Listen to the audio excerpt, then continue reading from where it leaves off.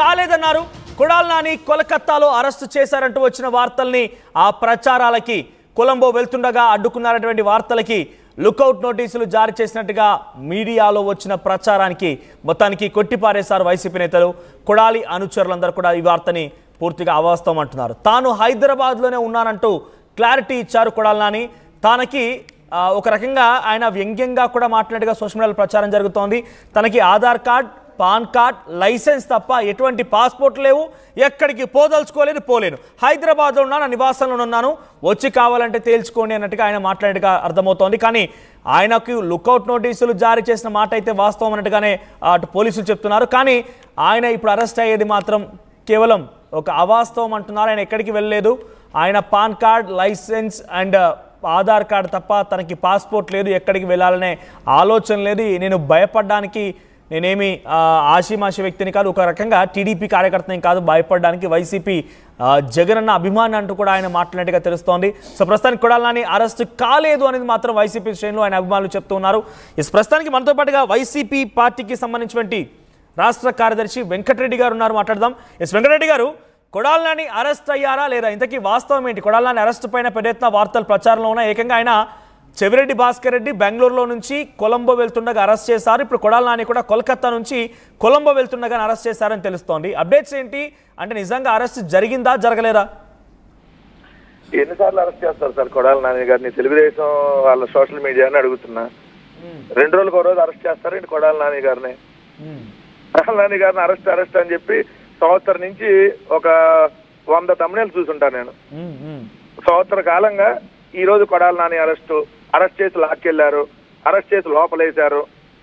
అసలు వీళ్ళకి పని పాట ఏముండదు అనుకుంటా. ఒక పక్క జగన్మోహన్ రెడ్డి గారి పర్యటన జరుగుతుంది కాబట్టి దాన్ని డైవర్ట్ చేయాలి, చేసి మీడియా అటెన్షన్ ని అటు పక్కకు తీసుకెళ్లాలనేటువంటి ఉద్దేశంతో తెలుగుదేశం పార్టీ ఐటీడీపీ ఆడుతున్నటువంటి ఒక గేమ్.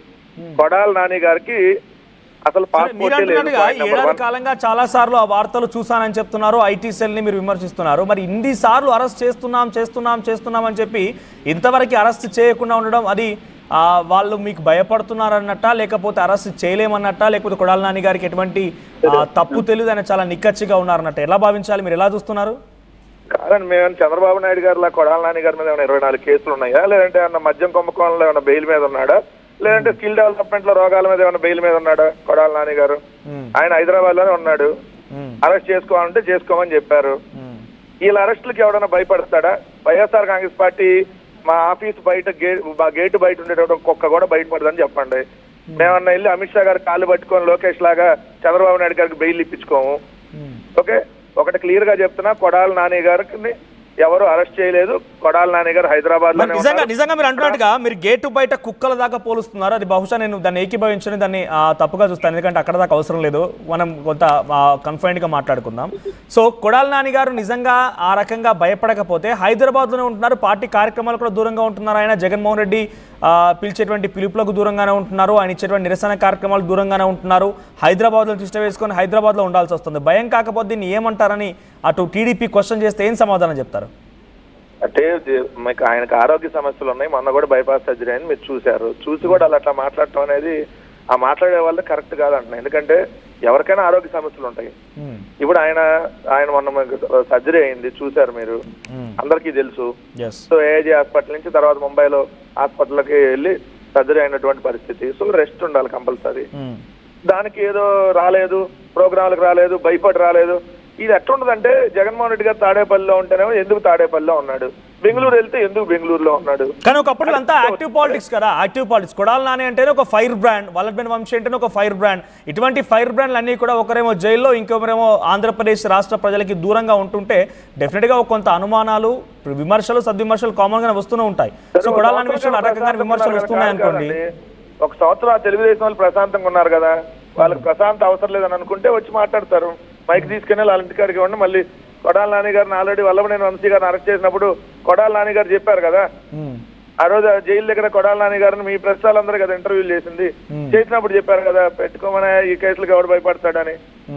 ఓకే, దేనికి పెడతారని? ఇంకోటి లుకౌట్ నోటీసులు ఇచ్చారని మొన్న ఈ మధ్య కూడా ఇది లుకౌట్ నోటీసులు ఇచ్చారని వార్తలు వచ్చినాయి. అది చూసి నవ్వుకున్నాం. పాస్పోర్ట్ లేని వాళ్ళకు కూడా లుకౌట్ నోటీసులు ఇస్తారండి? As a media, me journalist గా చెప్పండి, వీళ్ళంత కామెడీ అంటే కొడాలనానికి నిజంగానే పాస్పోర్ట్ లేదా? సోషల్ మీడియా ఇంకో వార్త చక్కర్లు కొడుతోంది, తనకు Aadhaar card, PAN card, licence తప్ప ఏమీ లేదు అని. ఆయన మీద అంత ముందున్నటువంటి కేసుల నేపథ్యంలో ఆయనకు పాస్పోర్ట్ లేదు. మా ప్రభుత్వం ఉన్నప్పుడు కూడా ఆయన అప్లై చేసుకోలేదు పాస్పోర్ట్. ఆయనకు పాస్పోర్ట్ లేదు, ఆయన ఎక్కడికి వెళ్ళలేదు. ఏదైతే చంద్రబాబు నాయుడు గారు అప్పుడప్పుడు హైదరాబాద్ వచ్చి వారంలో 2-3 రోజులు ఎలా ఉంటారో, కొడాల నాని గారు కూడా హైదరాబాద్ లోనే ఉన్నారు. పవన్ కళ్యాణ్ హైదరాబాద్ లో వచ్చి వారంలో 4 రోజులు ఇక్కడ ఎట్లా ఉంటున్నాడో, కొడాల నాని గారు కూడా అట్లానే ఉన్నారు. ఎక్కడికి పారిపోవాలా. ఇది గుర్తు పెట్టుకోమన్నా జగన్మోహన్ రెడ్డి గారి పర్యటన డైవర్ట్ చేయడానికి ఏదైతే ఆ పనికి మాలినటువంటి ఆ తెలుగుదేశం సోషల్ మీడియా చేసేటటువంటి దుష్ప్రచారం. ఇంకొకటి ఇక్కడ అంటే ఆయన కొలంబోకు వెళుతుండగా కోల్కతాలో అరెస్ట్ చేశారన్న వార్తలు వచ్చాయి. సో కొలంబోకి అనేది కామన్. అక్కడ చెవిరెడ్డి భాస్కర్ రెడ్డి గారు కూడా ఆయన కొలంబోకు వెళ్తుండగా బెంగళూరు ఎయిర్పోర్ట్లో అదుపులో తీసుకున్నారనేది మనం చూసాం. సో కొలంబో అనేది వైసీపీ శ్రేణులకి అడ్డాగా మారింది అనేటువంటి ఒక చర్చ సోషల్ మీడియాలో స్టార్ట్ అయింది. అసలు ఈ కొలంబోకి వైసీపీకి సంబంధం ఏంటి అనేటువంటి క్వశ్చన్ కూడా రేజ్ అవుతుంది. ఇక్కడ ఏంటి కొలంబోతో ఎందుకు లింక్ చేస్తున్నారు? కాదండి, కాదు. ఇప్పుడు ఎవడో సోషల్ మీడియాలో ఏది పడితే అది మాట్లాడుకుంటారు. ఇప్పుడు నారా లోకేష్ కి చంద్రబాబు నాయుడుకి గొడవ అయిందని రాస్తారు. ఇప్పుడు దాని మీద నేనేం విశ్లేషించాలి? వాళ్ళిద్దరు తిట్టుకోపోయారు, ఇక కొట్టుకునే దాకా వెళ్ళిందని మొన్న మధ్య ఎవడో రాశాడు సోషల్ మీడియాలో. ఇప్పుడు నేనేం విశ్లేషించాను దాని మీద, మీరు చెప్పండి అన్న. ఇప్పుడు కొలంబోలో వ్యాపారాలు ఉన్న వాళ్ళు వ్యాపారం కోసం వెళ్తారు కొలంబో. దానికి చెవిరెడ్డి భాస్కర్ రెడ్డి గారు కూడా ఏట పారిపోవాలా? చెవిరెడ్డి భాస్కర్ రెడ్డి గారు తప్పించుకోవడానికి ఆడికేం పోవాలా? ఆ అవసరం ఏముంది మాకు? వెళ్ళాలనుకుంటే తప్పించుకొని వేరే రకంగా వచ్చి దొరికేటట్టు ఎయిర్పోర్ట్ నుంచి వెళ్తారా? ఎవడన్నా మీరు చెప్పండి సార్, ఎయిర్పోర్ట్ నుంచి వెళ్తారా? కొలంబోకి వేరే మార్గం నిజంగా తప్పించుకోవాలనుకున్నప్పుడు వీటినంటే ఒక దుష్ప్రచారం, ప్రతిదాన్ని చిన్నదాన్ని కూడా భూతద్దంలో చూపించి ఏదో వైఎస్ఆర్ కాంగ్రెస్ పార్టీ మీద డ్యామేజ్ చేయాలనేటటువంటి ఒక పెద్ద కుట్ర. ఎందుకంటే వాళ్ళకి నెంబర్ ఆఫ్ మీడియాస్ ఉన్నాయి, ఒక 3-4 రాజకీయ పార్టీలు కలిపి ఉన్నాయి. ఈ విధంగా దుష్ప్రచారం చేస్తారు. ఇది కామన్. కేసులకి ఎవరు భయపడుతున్నారండి బాబు? ఇది మాకు ఇమ్యూనిటీ పవర్ పెరిగింది. వాళ్ళు ఎన్ని కావాలంటే అన్ని పెట్టుకోమనండి. ఇంకా 4 ఏళ్ల తర్వాత శాశ్వతంగా జైల్లో ఉండడానికి ప్రిపేర్ అవ్వమనండి.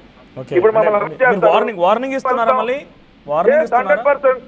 100% అంటే మిమ్మల్ని కొడితే మీరు నన్ను కొట్టరా?